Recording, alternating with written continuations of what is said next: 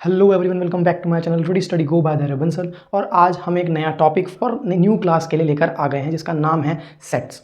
तो हम सेट्स की बात करें तो सीबीएसई के सिलेबस में आई थिंक क्लास 9-10 तक नहीं है। कंपैरेटिवली अगर हम छोटी क्लासेस में भी देखें 5th 6th 7th 8th 9th 10th कहीं भी आप देखोगे तो सेट्स नाम का चैप्टर एज सच अवेलेबल नहीं आपको मिलेगा, ये सीधा 11th क्लास में ही आता है। पर अगर हम आईसीएससी के प्रोस्पेक्टिव से देखें तो वहाँ पर आपको ये चैप्टर ऑलमोस्ट 5th में भी 6th में 7th 8th हर क्लास में देखने को मिलता है। वहाँ पर धीरे धीरे कुछ से इसकी बेसिक से लेकर एक स्टैंडर्ड फॉर्म तक का पूरा क्लैरिफिकेशन बुक्स में अवेलेबल है जो आईसीएससी की बुक्स रहती हैं। सीबीएसई में मेजरली क्लास 11th में ही आता है। तो हम दोनों के प्रोस्पेक्टिव से बात करेंगे इसमें कि क्लास 11th में सीबीएसई में क्या है, और उसके अलावा साथ साथ आईसीएससी वाले बच्चे भी इसको देख सकते हैं बिकॉज बेसिक स्ट्रक्चर तो सबका सेम ही है।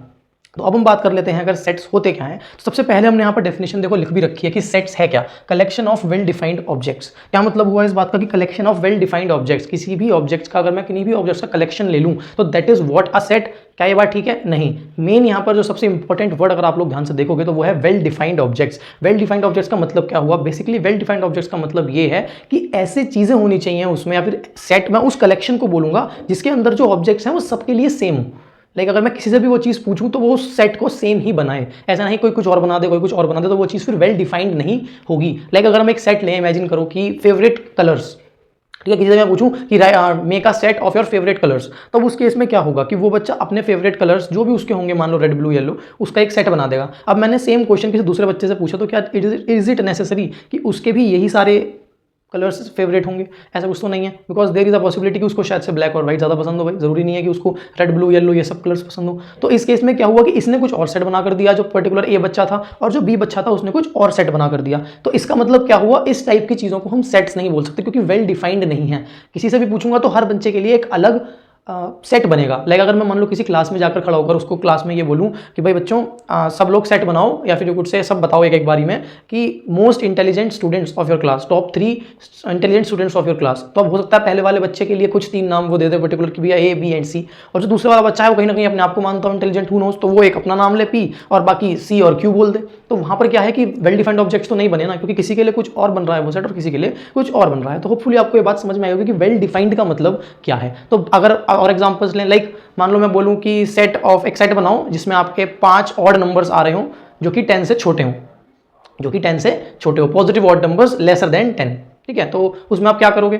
कोई भी बच्चे से अगर मैं पूछूंगा तो उसके दिमाग में वही नंबर्स आएंगे कि भैया 1 3 5 7 9, यही 5 ऑड नंबर्स आएंगे। किसी भी बच्चे से अगर मैं पूछूंगा जिसको पता होंगे ऑड नंबर्स ऑब्वियसली क्या होते हैं, तो सेम सेट आएगा। तो ऐसे सेट्स को या फिर ऐसे कलेक्शन को हम सेट का नाम दे सकते हैं जो कि वेल डिफाइंड होगा, जो हर बच्चे के लिए या हर बंदे के लिए वो सेट सेम ही रिलाई करेगा।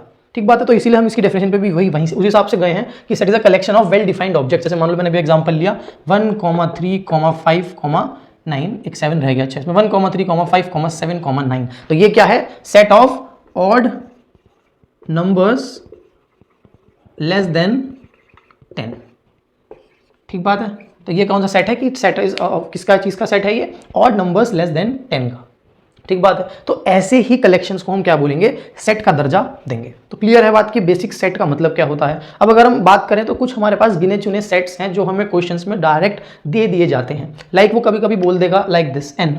तो n का मतलब क्या है? अगर कहीं पर भी वो बड़ा वाला या फिर कैपिटल N बोलेगा तो उसका मतलब है नेचुरल नंबर्स का सेट। नेचुरल नंबर्स आप लोग जानते हो 1 2 3 4 सारे नंबर्स होते हैं। अगर वो कहीं पे W लिखेगा दैट मीन्स होल नंबर्स के सेट की बात की जा रही है। Z लिखेगा मतलब इंटीजर्स के सेट की बात की जा रही है। कहीं कहीं पर इंटीजर्स के लिए कभी कभी I का भी यूज हो सकता है, वो डिपेंडेबल सिचुएशन है, बाकी ज्यादातर Z का ही यूज केस आता है। ठीक है। Q अगर वो लिखेगा तो मतलब रेशनल नंबर्स जो कि बी अपॉन क्यू की फॉर्म में आप लोग लिख सकते हो। और लास्ट हमारे अगर वो R लिखेगा मतलब रियल नंबर्स। रियल नंबर्स आप लोगों ने शायद से पढ़ोगे। रियल नंबर्स आर बेसिकली जब रेशनल और इरेशनल नंबर दोनों का आप कंबाइन कर देते हो तो that are known as real numbers. हालांकि हम कॉम्प्लेक्स नंबर्स भी पढ़ेंगे, अभी इसी क्लास में आ गया शायद से 12th में, तो जब पढ़ेंगे तब की तब हम देखते हैं।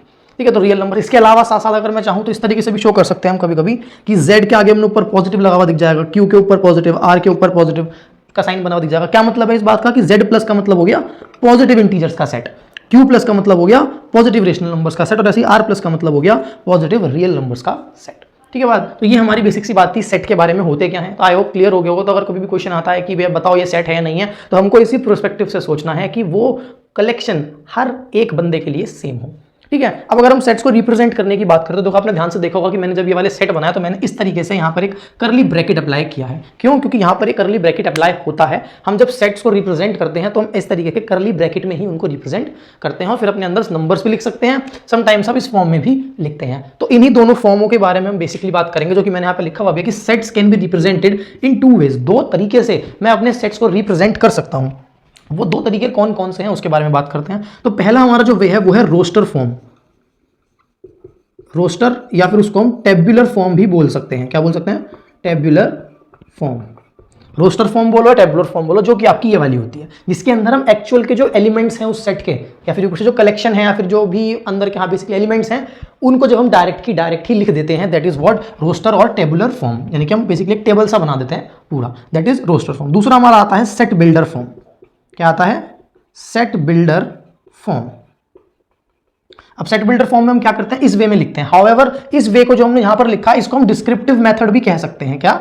डिस्क्रिप्टिव मेथड, जो कि आईसीएससी की काफी सारी बुक्स में अवेलेबल है डिस्क्रिप्टिव मेथड की फॉर्म में लिखने का। हालांकि सीबीएसई के जो 11th चैप्टर के मतलब 11th क्लास की हम बात करें वहां पर डिस्क्रिप्टिव मेथड को एज सच इंपॉर्टेंस दी नहीं गई है। हमें मेजरली जो पढ़ने हैं वो है रोस्टर और set builder form. This is what? This is descriptive method. मतलब हम बेसिकली सीधा लिख देते हैं कि भाई ये है, खत्म करो बात, ठीक है ना। और रोस्टर फॉर्म में हम एग्जैक्ट वैल्यूज एलिमेंट्स लिख देते हैं उसके। और this is what? Set builder form. Set builder form में देखो क्या करते हैं, जैसे कि अभी मैंने जिस वे में बोला इसको मैं जब सेट बिल्डर फॉर्म में लिखूंगा तो कैसे लिखूंगा? I will write it like this. हालांकि इसको भी मैं कहीं ना कहीं set builder form kind of बोल सकता हूं, बट मेजरली इसका नाम डिस्क्रिप्टिव मेथड ज्यादा चलता है। सेट बिल्डर फॉर्म जैसे हमने अभी बात करी कि नंबर्स जो है वो क्या है? Less than 10। हमको कौन से नंबर्स लेने थे? नेचुरल नंबर्स, ऑड हो और लेस देन 10 हो। तो यहां पर हम किस तरीके से लिखेंगे? मान लो मेरा जो सेट है वो है एक्स, मतलब मेरे जितने भी सेट के एलिमेंट्स हैं उनको मैं एक्स से रिप्रेजेंट कर रहा हूं। तो मैं लिखता हूं एक्स, ऐसे लगाता हूं colon, that is x such that, ऐसे लिखता हूं एक्स सच दैट एक्स जो है वो क्या है? एक्स क्या है? ऑड। एक्स इज ऑड, है ना। एक्स सच दैट एक्स क्या है? ऑड। और कॉमा लगाता हूं फिर एक्स जो है वो किससे छोटा है? Less than 10। इसको यहां से हटा देता हूं ताकि थोड़ा सा लंबा अगर जा भी रहा तो x such that x is odd, x is less than 10 और एक्स क्या है? एक्स इज बिलोंग्स टू, किससे बिलोंग कर रहा है? नेचुरल नंबर से। देखो अभी हमने बात करी थी कि n का मतलब क्या होता है? नेचुरल नंबर होता है। तो मैं इस फॉर्म में, this is what set builder form, जो मैं लिखता नहीं हूं, मैं स्टेप बाय स्टेप उसको रिप्रेजेंट करने की कोशिश करता हूं। यानी कुल मिला के मुझे यहां से, अच्छा इसका नाम क्यों है सेट बिल्डर फॉर्म? क्योंकि इससे मैं एक्चुअल में सेट बनाता हूं। अगर मैं रोस्टर फॉर्म में इसको बनाना चाहूं तो मैं कैसे बनाऊंगा? मैं लिखूंगा, मैं देखूंगा भैया एक्स है तो, और 10 से छोटा है, नेचुरल नंबर है और ऑड है भाई, तो ऑड के लिए मैं क्या कर दूंगा कि हाँ भैया 1 3 5 7 9। तो ये मेरी रोस्टर फॉर्म हो गई, ये मेरी सेट बिल्डर फॉर्म हो गई। मान लो अगर वो डायरेक्ट बोल देता कि भैया एक्स ऑड वर्ड नहीं है, वो कहता था कि x is less than 10 and natural number less than 10, तो उसमें मैं कैसे लिखता कि x such that x less than 10 and x belongs to natural number. अब ये जो ई बनाया है मैंने, हालांकि ई एग्जैक्ट होता है, ऐसे सी बनता है और बीच में डंडा बना दिया जाता है। तो हम इसको पढ़ते कैसे हैं? बहुत जरूरी है इसको पढ़ना, क्योंकि जब हम इसको रीडिंग करना हमें समझ में आएगा तभी हम आगे को अपना सेट बना पाएंगे। किस तरीके से बनाते हैं हम कि एक्स सच दैट, इसको क्या बोलते हैं? X such that x is less than 10, ये तो समझ में आता है, लेस देन 10 का साइन तो आप लोगों को पता ही है। और लास्ट में क्या लिखते हैं? X belongs to N, this sign is belongs to. इससे हमको ये पता लगता है कि कौन कौन से नंबर्स एक्चुअल में सेट के अंदर जाएंगे। मान लो मैं इसको अब नेचुरल नंबर हटा के जस्ट से होल नंबर कर दूं, तो यहां पर फिर आप क्या करोगे? आप जीरो को भी इंक्लूड कर लोगे। और मान लो अगर मैं होल नंबर हटा के यहाँ पे z लिख दूं, यानी कि आप अब नेगेटिव नंबर्स भी इंक्लूड करोगे, और ऐसे केस में आपका सेट इनफाइनाइट तक जाएगा, बिकॉज नेगेटिव नंबर तो 10 से बहुत सारे छोटे हैं। 9 8 7 6 5 4 3 2 1 0 तक तो आप लिखोगे, वो तो होल नंबर्स ही हो गए, और उससे पहले आप फिर जाओगे -1 -2 -3 -4 लाइक दैट। ठीक बात है। तो ये मेरा क्या है? पहला हो गया रोस्टर फॉर्म और दूसरा हो गया सेट बिल्डर फॉर्म। इस तरीके से मैं अपने दोनों सेट्स को क्या करता हूं? रिप्रेजेंट करता हूं। दिस इज साइन व्हाट, इसको मैं सच दैट की तरह बोलता हूं। क्या बोलता हूं? Such that. ध्यान रखना जो भी आगे नंबर लिखा हुआ होगा सेट के अंदर वो वाली वैल्यू ही आएगी। कभी कभी क्या होता है कि वो एक को हमको दो तरीके से रिप्रेजेंट करने को दे देता है, तो उस केस में क्या होता है कि हम जो यहां पर लिखा हुआ है सच दैट से पहले वो वाले आंसर्स हमको सेट के अंदर लाने होते हैं। वो बात एक बार मैं क्लियर जब अभी आगे थोड़ा सा एक्सरसाइज के पर्सपेक्टिव से लूंगा और चीजें समझाऊंगा, तो वहां पर मैं एक बार और से क्लियर करवा दूंगा कि हम इसका मतलब कहना क्या चाह रहे हैं। तो ये है बेसिकली हमारा सेट बिल्डर फॉर्म और हमारे सेट्स के स्टार्टिंग का कुछ बेसिक सा कंसेप्ट। ठीक है, तो समझ में आता है कि सेट होते क्या है ना। कुछ सर्टेनली सर्टिफाइड सेट्स हैं जो हम जनरली यूज करते हैं, और सेट्स दो तरीके से हम रिप्रेजेंट करते हैं, रोस्टर फॉर्म और सेट बिल्डर फॉर्म। और तीसरी डिस्क्रिप्टिव मेथड भी है जो कि कहीं ना कहीं रोस्टर सेट बिल्डर का ही पार्ट है, बट इसमें हम इस तरीके से लेस देन ग्रेटर देन का साइन नहीं लगाते, बस डायरेक्ट लिख देते हैं। ठीक बात है। तो ये हमारी थी सेट की आज पहली बात। अब हम कल से जो स्टार्ट करेंगे, अब हम नेक्स्ट वीडियो में जो लेकर आएंगे, तो नेक्स्ट वीडियो में हम बात कर लेंगे कि टाइप्स ऑफ सेट कौन कौन से होते हैं। There are so many types of set, like finite sets कौन से होते हैं, इनफाइनाइट, एम्प्टी, सिंगलटन, तो ये सब हमको वैसे ही क्लियर हो जाएगा, मतलब बोलोगे उससे मतलब उनके नाम से ही you are pretty much aware कि अगर मैं बोल रहा हूँ फाइनाइट सेट तो यानी आप समझ गए कि जो चीज़ फाइनाइट है आप उसमें काउंट कर सकते हो। उसके अलावा कार्डिनल नंबर क्या होता है सेट्स का, वो भी बहुत ज़्यादा इंपॉर्टेंट है। तो इन सब चीज़ों के बारे में हम नेक्स्ट क्लास में बात करेंगे। आई होप आप लोगों को ये समझ में आई हो, और अगर वीडियो समझ में आई हो और अच्छी लगी हो तो इस वीडियो को लाइक करो, अपने सभी दोस्तों के साथ शेयर करो और चैनल को सब्सक्राइब भी कर देना।